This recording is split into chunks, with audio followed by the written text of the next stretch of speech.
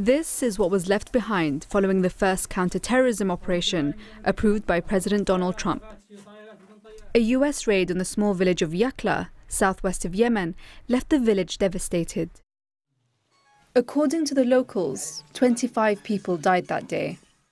Amongst them, an American Marine and an 8-year-old American citizen. It's hard to ever call something a complete success when you have the loss of life or people injured.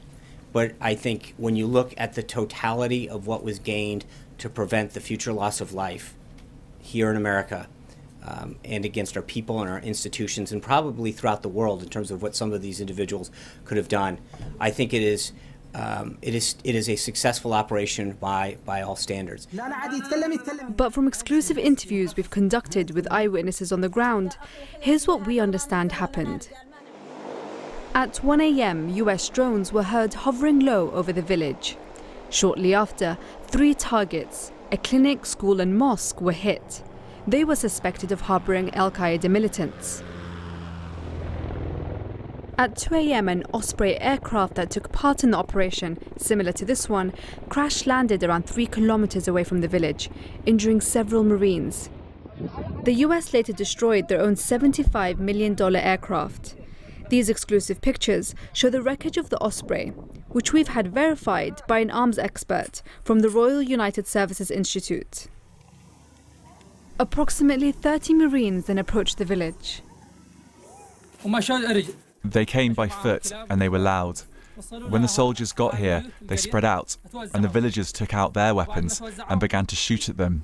That's when the fighting really began.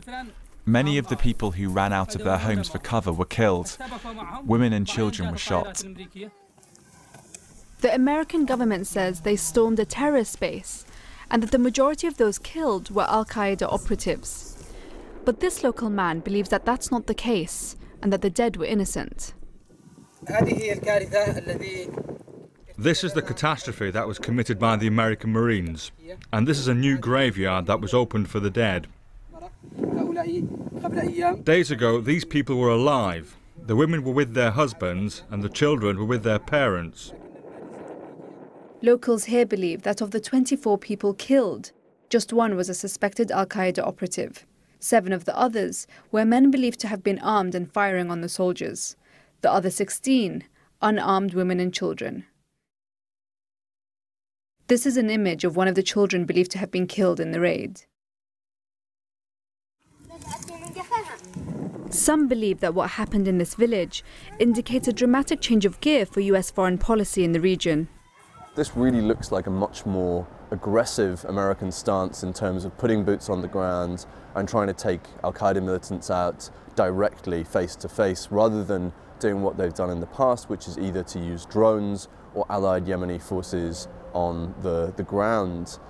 They've only really launched one other operation where American troops have gone in and led the charge, and that was an attempt to rescue an American journalist, which led to the death of that journalist. So it's certainly a high-risk strategy, and it feels like something very new.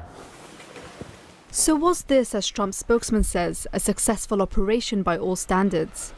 There may be questions in Washington about the planning of the operation, but villagers here believe something went badly wrong.